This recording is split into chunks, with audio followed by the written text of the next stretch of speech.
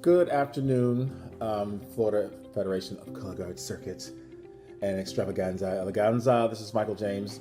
I've been selected to talk to you about certain things coming into the season. God, I can't believe it's already here, right? I usually have an idea in my head about what I want the floor to look like, set-wise and props. Even though I'm not a huge fan of props, sometimes it's very needed for the show. Case in point, when I did the Angels show with the USF, University of South Florida, when they were in A, I don't remember how many years ago it was. I think it was 14. And I just wanted them to feel like they were floating above the earth, and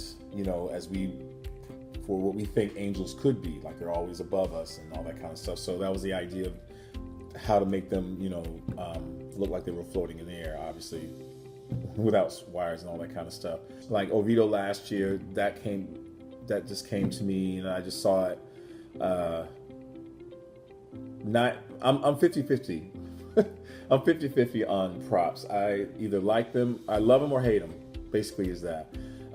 Again, for me, props are very much a part of the show.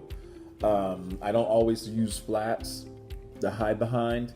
Usually when I use props is because they're an integral part of the show. Hey guys, so I know you're getting a lot of feedback within this section of the education series on props, and I know there's some really amazing designers who are talking to you about the involvement of props, utilization of props, how they can help your show, how you might not want to use them, et cetera, et cetera. I want to clarify a couple points about judging when props are involved.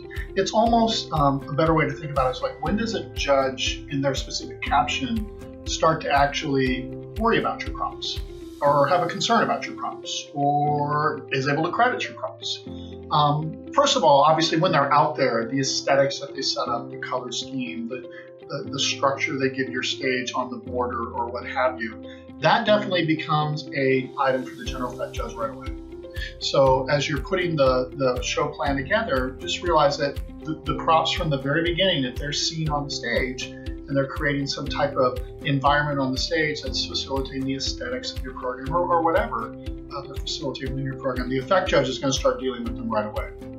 Now, the ensemble judge, or the design analysis judge as we call them now, the design analysis judge really does not have a concern about those props themselves until you start to move them. All right, so if you move them or they're on the stage to begin, then they obviously have a role within the composition of the program. But if they're just kind of rimming the stage, the prop itself is really not an issue for the design analysis judge at that moment. Now, sometimes the staging plan that you have in place or whatever, and the interaction of that with the props creates an issue for the design analysis judge, and that's kind of a different topic on how do you get in and out of those transitions into equipment changes behind the props or whatever, and those become issues for the design analysis judge often. But the prop itself is not really a factor for the design analysis judge until they're on the floor. Now, the downstairs judges, the prop really isn't a factor unless it's starting to affect their bodies or their equipment. And if they're asked to move the prop, there's definitely going to be some concern with how they're moving the prop and how their bodies look as they're moving the prop, and what their performance qualities are. If they're holding a saber in their left hand while they're dragging a prop with their right hand, I mean, there's definitely equipment considerations in there. So just as you begin to involve the props more and more in your show, I think having an awareness of like, okay, now this judge is going to be involved because we decided to do this with the prop, might help you as you make some of the choices down the road. Hey everybody, this is John Campese. So we're going to be talking a little bit about props today. Now, I don't mean mad props, I mean props in your show. Let me just go over a couple things you might have some questions with. Budgetary factors are always a main concern for us, so those are a concern. Who's going to build those for you, and who's going to take care of them, who's needed to move those props. Are you going to have the students move them? Are you going to have ancillary parents or helpers going to be managing those things for you? The big thing that we had to run into is, are we going to be managing those props in a rehearsal block? Are you going to be cutting out time in your rehearsals and actually setting aside rehearsal blocks to set up your props?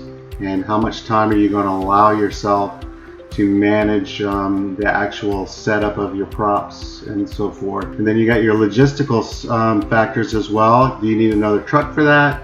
Do you need to schedule that in your budget? How are you going to figure that out? And make sure everything fits too, because we have the size of the doors and the hallways, and look at your venues that you're going to and make sure that all your props can fit through the hallways and get in the doors and all that kind of thing. You think the worst thing is that you have this great set and then you have problems getting it through the door, and then you have a problem getting it in and making your set the exact way you want it to be. So those are just a couple of pointers, just getting you off and through the start of the season, and good luck with everything. If you have any issues, feel free to reach out to any of us, and we'd be glad to help you.